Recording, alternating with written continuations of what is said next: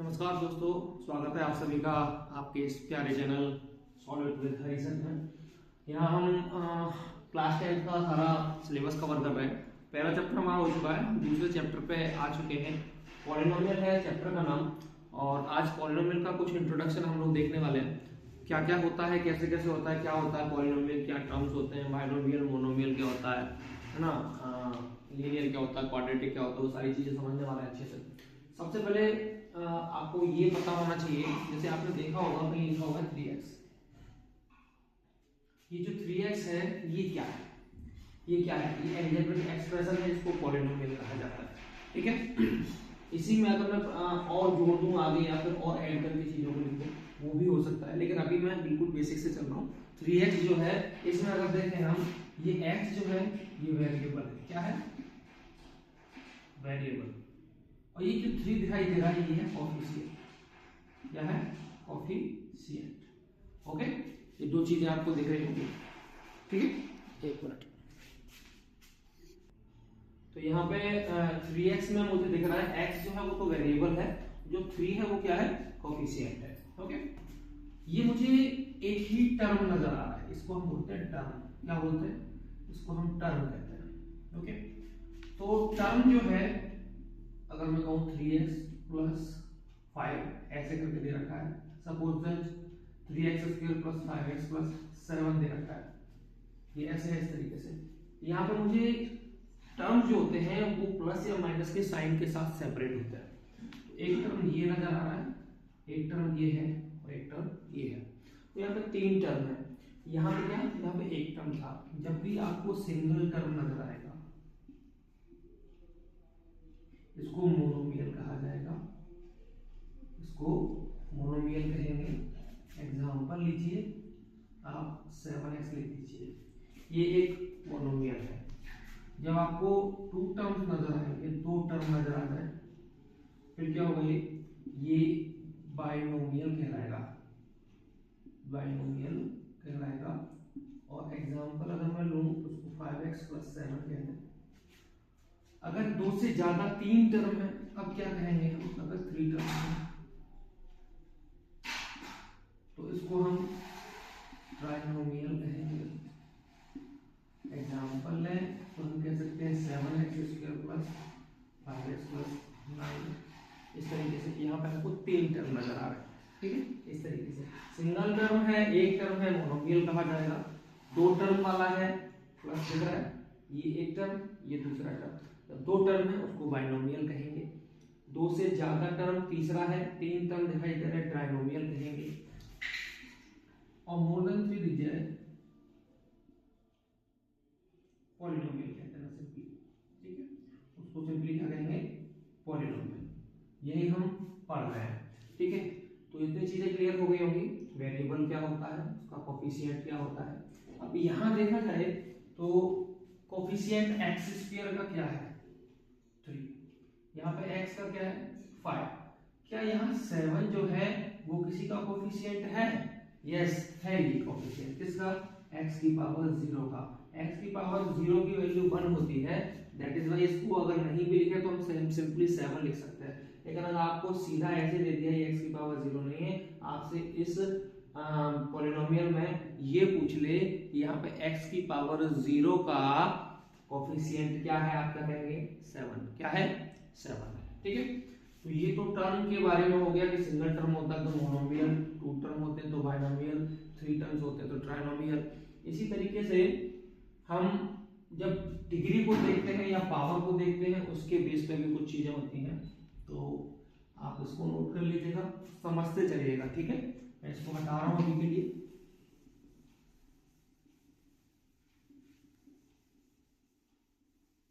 मैंने हटा दिया है। अब मैं आपसे कहूँ, ये तो हमने टर्म के बेसिस पर सारी चीजें देख ली थी। On the basis of degree देखें तो उसको पहले हमें समझना पड़ेगा डिग्री होती क्या है। डिग्री होती है हाईएस्ट पावर और एक्सपोनेंट ऑफ ए पॉलिनोमियल। ठीक है, of a polynomial. Let's suppose example लीजिएगा, मैं कहता हूं आपसे कि एक पॉलिनोमियल है मेरे पास 3x cube plus 7x square minus 5x plus 9। Okay, यहाँ इस पॉलिनोमियल में आपको हाईएस्ट डिग्री क्या नजर आ रही है, उसको जानने के लिए आपको पहले डिग्री का पता होना चाहिए। डिग्री क्या होती है? Highest power of exponent, power कह लो या एक्सपोनेंट कह लो, ऑफ अ पॉलिनोमियल। ये पॉलिनोमियल है, इसमें मुझे हाईएस्ट डिग्री 3 नजर आ रही है। दिख रहा होगा हाईएस्ट डिग्री कितनी है? 3 है। ओके, अब यह हाईएस्ट डिग्री 3 है, दैट मींस अब इसके बेस पे हम लोग क्लासिफाई करेंगे। जब डिग्री हमारी 1 होगी, इसको हम लीनियर बोलेंगे। जब डिग्री हमारी 2 होगी, इसको हम क्वाड्रेटिक बोलेंगे। जब डिग्री हमारी 3 होगी, इसको हम क्यूबिक कहेंगे। डिग्री 4 होगी, फिर हम उसको डिग्री अगर 4 हो जाती है तो हम उसको सिंपली पावर 4 बोल देते हैं, पावर की फॉर्म में लिख देते हैं। लेकिन बेसिकली यहाँ पे जो हमें मेन है वो यही 3 है कि डिग्री अगर 1 है तो लीनियर बोला जाएगा, डिग्री अगर 2 है तो क्वाड्रेटिक कहा जाएगा, डिग्री अगर 3 है तो क्यूबिक कहा जाएगा। ये जो एक्सप्रेशन दिख रहा है यहाँ पे, डिग्री मुझे जो कि वेरिएबल की हाईएस्ट पावर है इसकी x की, वो 3 है। तो यहाँ डिग्री कितनी हो गई? यहाँ डिग्री हमारी यही 3 हो गई। ठीक है, और ये 3 डिग्री है तो इसको क्या कहा जाएगा? इसको क्यूबिक पॉलिनोमियल कहा जाएगा। क्या कहा जाएगा? Cubic polynomial. ओके, ये चीजें क्लियर हो गई होंगी। तो डिग्री के बेसिस पे कैसे क्लासिफाई करते हैं, क्या क्या कहा जाता है, वो मैंने बता दिया। टर्म्स के बेसिस पे क्या क्या कहा जाता है, वो मैंने बता दिया। अब हम थोड़ा सा आगे बढ़ेंगे, इसको मैं हटा रहा हूँ, आप नोट कर लीजिएगा। तो 1 मिनट पॉज करके वीडियो को आप लोग नोट कर लीजिएगा। ठीक है, अगर इनके एग्जाम्पल लिखना चाहें, मैं एग्जाम्पल भी लिख देता हूँ। इसके एग्जाम्पल देखें, 7x प्लस 9 हाईएस्ट डिग्री 1 है। एक और एग्जाम्पल देखिए, मैं कहूँ 7x square plus 3x plus 2, यहाँ पे दिख रहा होगा हाईएस्ट पावर 2 है। क्यूबिक का तो ऊपर लिख ही रखा है, फिर भी मैं एक और लिख देता हूँ, 3x cube 5x square x plus 7। ये जो दिख रही है हाईएस्ट पावर 3 है, इसलिए ये क्यूबिक है। हाईएस्ट पावर 2 है, क्वाड्रेटिक है, हाईएस्ट पावर 1 है, लीनियर है। ओके, चलिए नोट कीजिएगा, इसको मैं हटा रहा हूँ। ओके,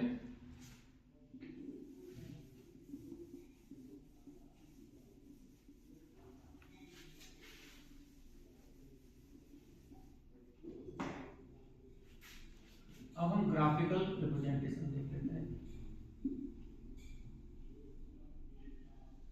जब ग्राफ दे रखा हो आपको तो इस तरीके से चीजें होंगी आपके सामने। आपने देखा होगा कि हमारा एक्स एक्सिस होता है, ये हमारा एक्स डैश एक्सिस, जिसको माइनस एक्स भी बोला जाता है। ये वाई एक्सिस है, and again this is y dash axis, वाई में माइनस वाला एक्सिस। ठीक है, इस तरीके से। अब एक्सरसाइज 2.1 के अंदर आपको क्वेश्चंस ग्राफिकल फॉर्म वाले देखेंगे। ठीक है, ग्राफ जो बन रहा होगा किसी भी इक्वेशन का, किसी भी पॉलिनोमियल का, तो वो एक्स एक्सिस को जितनी जगह पे टच कर रहा हो या कट कर रहा हो, ध्यान दीजिएगा, एक्स एक्सिस को अगर टच करे या फिर कट करे, ठीक है, तो उतने ही सॉल्यूशन हमारे उस ग्राफ के या फिर उस पॉलिनोमियल के देखने को मिलते हैं। लेट्स सपोज एक इस तरीके से ग्राफ बना हुआ है, यहाँ मुझे दिख रहा है एक्स एक्सिस को एक जगह पर टच करता है। ठीक है, एक्स एक्सिस को एक जगह पर टच करता है, एक जगह पर टच कर रहा है, एक ही सॉल्यूशन होगा इसका। ठीक है, अब ये जो सॉल्यूशन है इसी को हम एक टर्म और देते हैं जीरो। ये जीरो क्या है, इसको समझने से पहले जरा जीरो को देख लेते हैं हम लोग। जीरो क्या है? Zero is the value of variable that makes any polynomial zero। मतलब कहने का क्या है, कहने का मतलब ये है, जीरो जो वेरिएबल होता है पॉलिनोमियल में, उसकी ऐसी वैल्यू होती है जो इस पूरे के पूरे पॉलिनोमियल को जीरो ले आए। जीरो ले आए इन द सेंस उसको सॉल्व करने पे, उसकी वैल्यू पुट करने पे पूरे पॉलिनोमियल को जीरो कर दे, ठीक है, कंप्लीटली सेटिस्फाई कर दे, जीरो आ जाएगा, कंप्लीटली सेटिस्फाई हो जाएगा, ठीक है। लेट्स सपोज मैं कहता हूं आपसे कि 4x - 8 इक्वल टू 0, एक पॉलिनोमियल दे रखा है, एक इक्वेशन दे रखी है, इसके मुझे जीरोस निकालने हैं। जीरो मैंने बताया, zero is the value of a variable that makes any polynomial zero, मतलब किसी भी पॉलिनोमियल को क्या बना दे, जीरो बना दे। इक्वल टू जीरो लिख दिया मैंने, ठीक है। यहाँ से x की वैल्यू निकाली जा सकती है, x की वैल्यू निकालिए, माइनस वाला 8 दूसरी तरफ जाएगा, प्लस का 8 हो जाएगा, x इज इक्वल टू 8, और ये 4 नीचे आएगा, 4 से डिवाइड हो गया, x कितना हो गया 2। ये जो x इक्वल टू 2 आया है, यही वो वैल्यू है, यही वो वैल्यू है वेरिएबल की जो इस पॉलिनोमियल को सेटिस्फाई कर सकता है। आप चाहो तो पुट करके देख लो, आप यहाँ पुट करेंगे 4 टू 8 - 8 क्या 0 के बराबर आया? यस, 0 के बराबर आ रहा है। That means x equals to 2 इस पॉलिनोमियल को सेटिस्फाई कर रहा है। तो x इक्वल्स टू 2 इस पॉलिनोमियल का क्या कहलाएगा? 0। क्या कहलाएगा? 0। ये 0 कहलाएगा, ठीक है। तो any value of a variable that makes the polynomial 0 or satisfy the polynomial is called its 0, ठीक है। तो बेसिकली वो सॉल्यूशन हुआ, जो 0 है वही एक सॉल्यूशन है इस पॉलिनोमियल का। तो मैं जो ग्राफ समझा रहा था, अब और बेहतर तरीके से समझ में आएगा। ये जैसे मुझे पता चला कि कितने 0 हैं, जितने जगह पे ये टच करेगा, जितनी जगह से ये कट करके जाएगा ग्राफ, उतने ही 0 उस पॉलिनोमियल के देखने को मिलेंगे। तो यहाँ पे आप देख पा रहे हैं एक जगह पर टच कर रहा है एक्स एक्सिस को, दैट मींस इसके नंबर ऑफ जीरोस कितने होंगे? 1। कितने होंगे? 1, ठीक है। अब ये ऐसे ना हो के, लेट्स सपोज ये ग्राफ आपको ऐसे नहीं दिया है, लेट्स सपोज ये ग्राफ आपको कुछ इस तरीके से दे रखा है। अब जरा ध्यान दीजिएगा, एक्स एक्सिस को, ये जो ग्राफ है, ये जो ग्राफ है पॉलिनोमियल का, ये किसी का भी किसी पॉलिनोमियल का ग्राफ हो सकता है, ठीक है। डिपेंड करता है कि उसके जीरोस कितने हैं, क्या है, कैसे है, वो चीजें बात की बात है। पहले ये देखिए कि एक्स एक्सिस पर कितनी जगह कट कर रहा है या टच कर रहा है। मुझे दिखा है एक तो यहाँ कर रहा है और एक यहाँ कर रहा है। तो नंबर ऑफ जीरोस कितने होने वाले हैं? 2 जगह पर कट किया, नंबर ऑफ जीरोस होंगे 2। कितने होंगे? 2, ठीक है। तो ऐसे क्वेश्चन आपको एक्सरसाइज 2.1 में आई थिंक 7 या 8 सवाल है, 6 या 7 सवाल होंगे। तो वो सारे क्वेश्चंस जो हैं आपको इसी फॉर्म में दिखेंगे और आपको बताना है कि नंबर ऑफ जीरोस कितने हैं। ये नंबर ऑफ जीरोस जो हैं वो डिपेंड करते हैं कि एक्स एक्सिस को ग्राफ कितनी जगह पर काट या टच कर रहा है। लेट्स सपोज एक ऐसा ग्राफ है, ठीक है, 1 2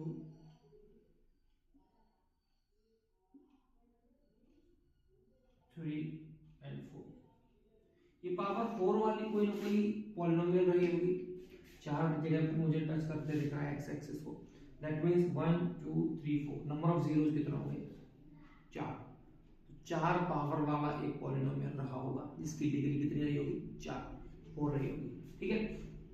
तो इस तरीके से आपको एक्सरसाइज 2.1 को खत्म कर लेना है।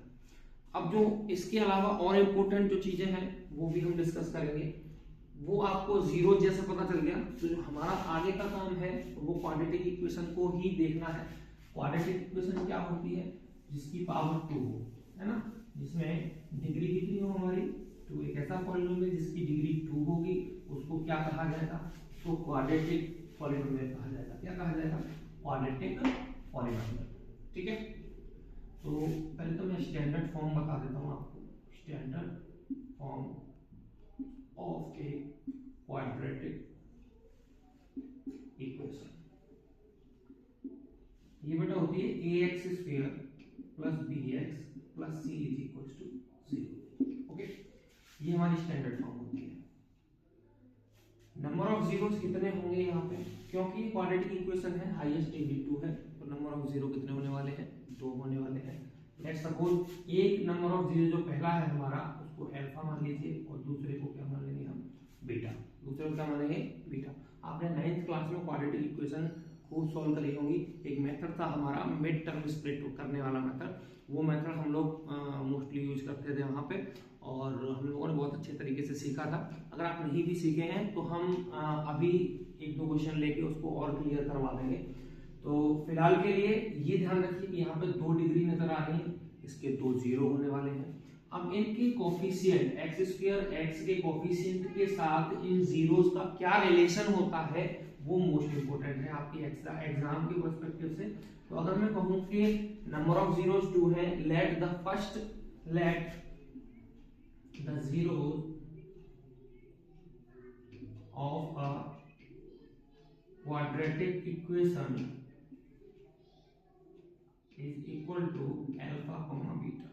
मैंने 2 जीरो जो थे वो क्या मान लिए, अल्फा कॉमा बीटा। अच्छा, अब रिलेशन क्या होता है वो आप लोग देख लीजिए। दोनों ही जीरोस का सम, दोनों जीरो का जो सम होता है वो माइनस बी अपॉन ए के बराबर होता है। अब आप कहेंगे माइनस बी अपॉन ए क्या है? बी जो है वो और कुछ नहीं है, वो है कोफिशिएंट ऑफ एक्स, और जो ए है वो है कोफिशिएंट ऑफ एक्स स्क्वायर। तो बेसिकली अल्फा प्लस बीटा अगर लिखा जाए तो हम कह सकते हैं minus coefficient of x divide by coefficient of x square. Okay, जब भी मुझे एक क्वाड्रेटिक इक्वेशन दे रखी होगी तो मैं सम ऑफ जीरोस निकाल सकता हूँ। किससे? इस फॉर्मूले से, alpha plus beta is equal to minus coefficient of x divided by coefficient of x square. जैसे हमने एडिशन निकाला है वैसे ही हम मल्टीप्लिकेशन भी निकाल सकते हैं। वो क्या होता है? वो होता है हमारा alpha beta is equal to C upon A. C upon A क्या है? सी अपॉन ए आपको दिख रहा होगा, सी जो है वो कांस्टेंट है और डिवाइड बाय ए जो है वो एक्स स्क्वायर का कोफिशिएंट है, तो coefficient of x square. Okay, ये अल्फा बीटा की वैल्यू आ गई। Alpha plus beta this, alpha beta this. Okay, तो आप आराम से इसको नोट कीजिए और नोट कर लेने के बाद हम लोग इस पर कुछ एक दो क्वेश्चन भी देखेंगे, लगाने की कोशिश करेंगे। और आपको मिड टर्म स्प्लिट करने वाला जो मेथड था उसको भी मैं एक बार रिवाइज करा दूंगा, आप इसको एक बार नोट कर लें, ठीक है। मैं जरा साइड में आऊं 1 मिनट के लिए, फिर मैं इसको रफ करूंगा।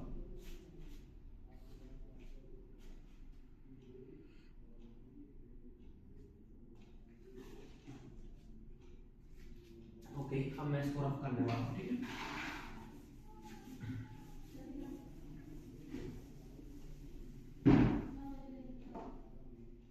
एक क्वेश्चन करेंगे इस पे, या फिर इसको करने से पहले हम लोग जरा रिकॉल कर लेते हैं चीजों को।